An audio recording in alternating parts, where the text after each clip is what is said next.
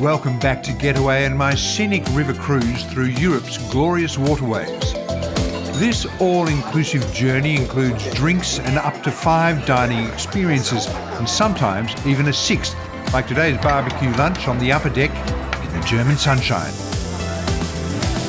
There are days on board when it just seems like a marathon of food, a glorious marathon, but a marathon nonetheless. Breakfast mysteriously merges into lunch, which mysteriously merges into dinner. Nobody's complaining, though. This cruise has the name Romantic Rhine and Moselle, and with so much history, beauty and charming cities, it's hard not to see why. Every day brings a new yet very old European delight, like the village of Limburg. You know, with a history of flame-breathing dragons and fire and black death and endless unrest, you'd be forgiven for giving Limburg a wide berth, but this is a gingerbread house fairyland, sweet as strudel, but with a wonkiness usually associated with too many frosted steins. There's no yelling for attention here, just fairy tale whispers. Listen, they speak volumes.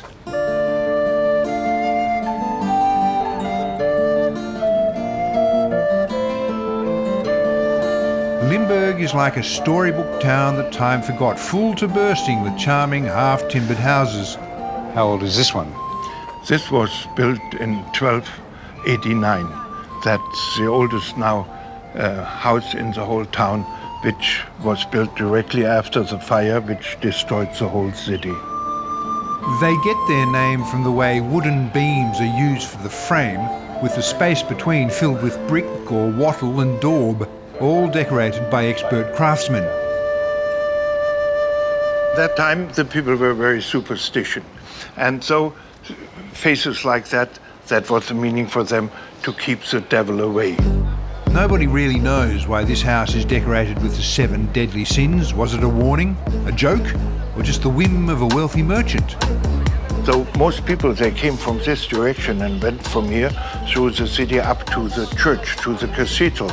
And so that should remind them what they have done before in their life, that what they should to confess over in the there. church, Yeah. None of them are looking particularly lustful, though, are they? Yeah. Whether by accident or design, the number 7 also comes into play at the magnificent Limburg Cathedral. Is there any significance to the 7 towers? Yeah, that's the only German church with 7 towers there. Symbolize the 7 sacraments in Catholic Church. Oh, okay. And when was this built? Yeah, that's a special thing. That church was built from 1195 and it was finished already in 1235, less than 40 years. And that's unbelievable that the church was built in that time in less than 40 years. I mean, how?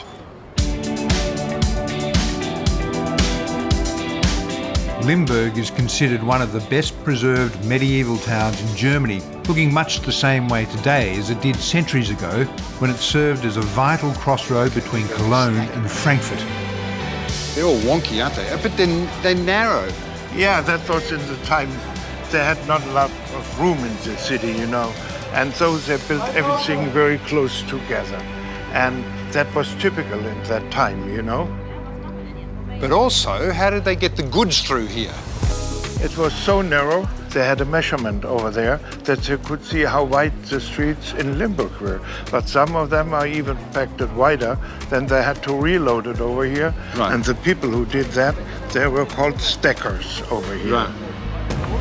These days, the only sacks that are stacked in the streets of Limburg come in the form of a local delicacy, the Limburg Sacker. It's my first time with a sacker. Had no idea what to expect, but it's perfect. Crumbly, sweet, slice of apple in between, made by the same family that has been making these since 1880. These are the 5th generation. And it couldn't be consumed in a more perfect spot. This delightful little city just adds icing to the sacker.